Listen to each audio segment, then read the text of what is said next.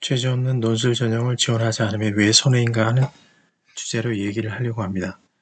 논술 전형이 가장 빠르고 쉽고 간단한 전형인데 왜 학생들은 이걸로 대학에 못 가느냐 하는 건데, 당연하게 지원을 하지 않으니까 못 가는 겁니다. 그게 가장 큰 이유입니다. 그리고 세상 어느 대학도 지원을 하지 않으면 합격을 할 수가 없습니다. 지원도 하지 않은 대학에 못 갔다고 불평을 하는 것도 웃긴 일이죠. 그래서 제가 생각하기에 너무 당연한 얘기인데 학생들은 잘 모르는 그런 얘기를 해볼까 합니다. 자, 이 대입 제도에 대해서 얘기할 텐데 그게 왜 중요하냐면, 우리나라에서는 합법적으로 대학에 입학하기 위해서는 대입 제도를 통하지 않으면 안 됩니다.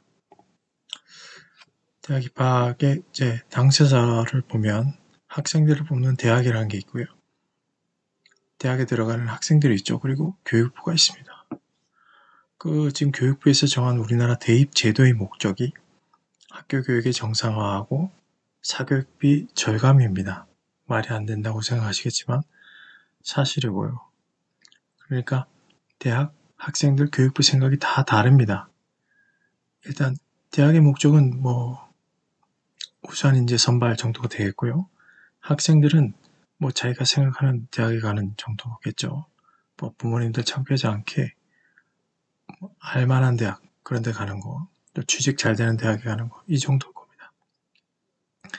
서울대학에 가면 좋겠지만 연대 정도 가도 좋겠죠. 제가 시킨 대로 하면 올해 연세대 들어갈 수 있습니다.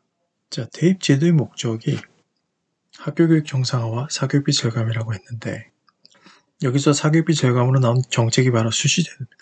연구를 해보니까 전체 사교육비의 50%를 대입 전 6개월간 소비한다고 나왔거든요. 그래서 수시제도라는 걸 만들었고, 지금까지 어떤 제도보다 효과를 봤습니다. 그래서 없어지지 않습니다. 올해는 79%를 수시로 뽑습니다. 그래도 못 가는 학생들이 바로 정시로 가는 겁니다. 학생들 중에는 수시 안 가고 정시로만 간다 이렇게 말하는 학생들이 있는데 바보입니다. 정시는 수시 떨어지는 학생들이 가는 겁니다. 수시 전형에는 학생부 교과, 학생부 종합, 논술이 있고 그 외에 예체능, 외국인 전형 등이 있는데 이 부분은 예외적이니까 제외하고 얘기할게요.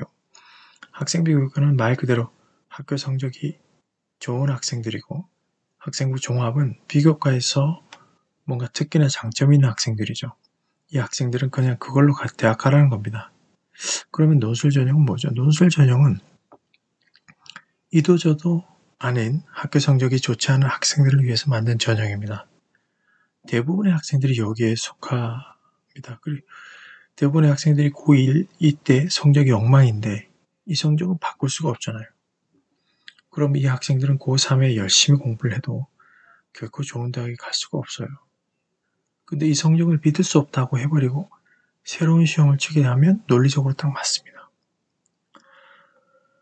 학교교육 정상화라는 부분은 거꾸로 보면은 현재 학교교육이 비정상이라는 말이잖아요. 이건 뭔 말인가요? 말을 일부러 어렵게 해가지고 알지 못하게 하는 겁니다. 쉽게 말하면 학교 성적을 인정하지 않겠다는 겁니다. 왜? 비정상이니까요. 믿을 수 없다 이거죠. 그래서 시험을 새로 치겠다는 겁니다. 누가? 대학이 자기들이 직접 만든 문제로 하겠다는 거. 이게 바로 논술이죠. 우리나라는 학교에서 철저히 기록한 3년간의 내신 성적이 있고요. 또 전국 단위 시험인 수능 성적이 있습니다. 근데 시험을 또 친다는 거예요. 왜? 내신 성적은 객관식 시험으로 철저한 암기식 반복 학습의 결과라는 겁니다. 그러니까 믿을 수가 없고 학생들의 진짜 실력, 이게 종합적 사고력인데 대학에서 직접 출제하고 평가하는 독자적인 시험으로 하겠다는 겁니다.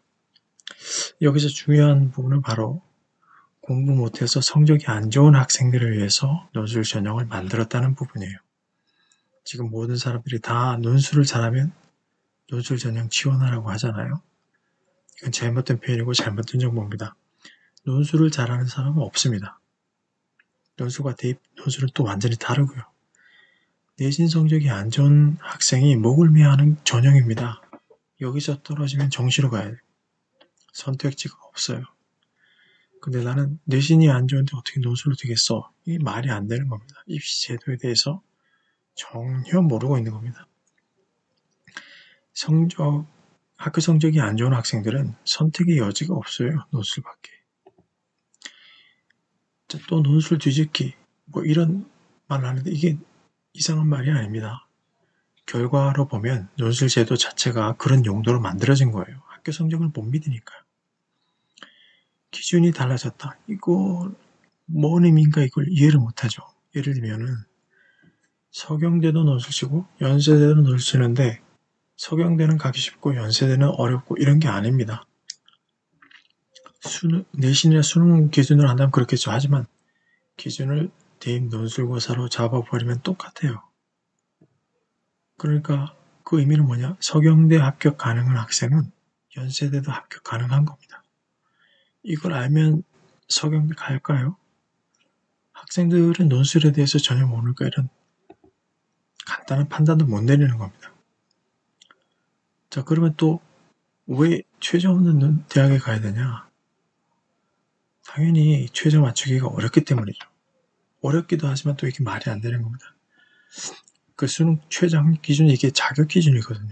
자격 기준. 그래서 떨어지는 경우는 지원 자격이 안 돼서 떨어지는 겁니다. 성적은 보지도 않아요. 근데 그 자격을 수능 다 치고 또 논술 다 치고 난 후에 그 후에 결정이 되니까 이 제도가 이상한 거라는 거예요. 예를 들면 수능 치고 내가 최저 맞췄는지 안 맞췄는지 그걸 어떻게 합니까? 그걸 알아야 논술 치러 가든지 말든지 할 거 아닙니까? 아리까리한 거거든요.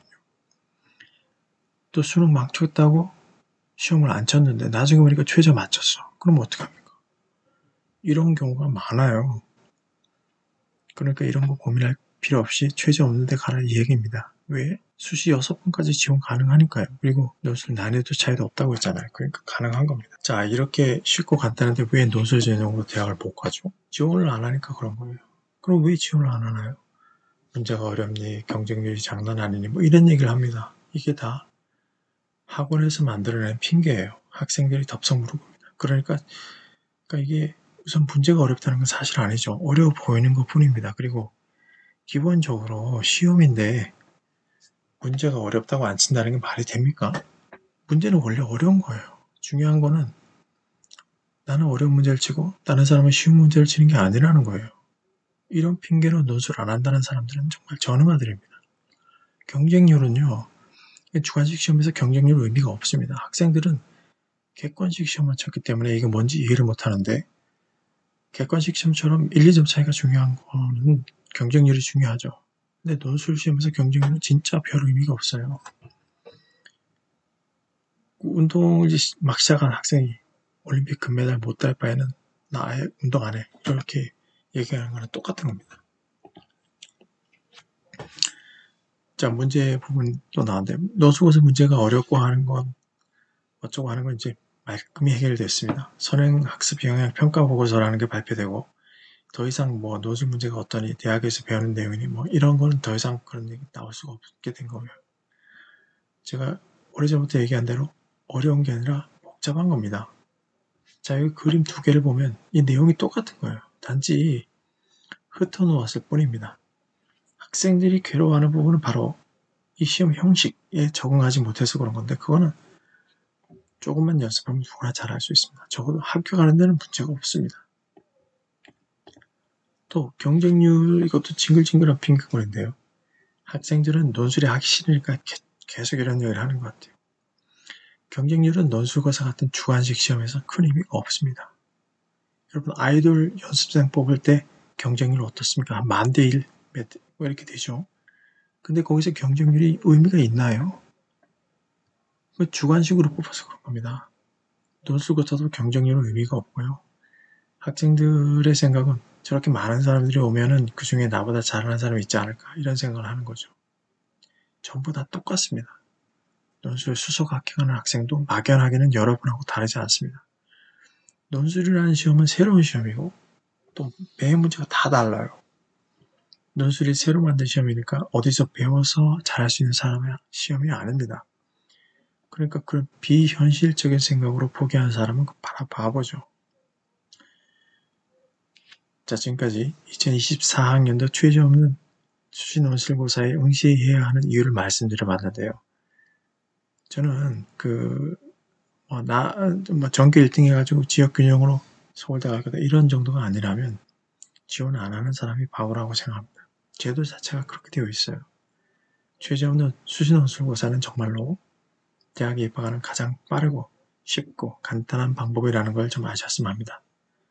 저라면 올해는 연세대나 한양대, 광운대 정도는 지원하지 않을까 합니다. 이상 끝.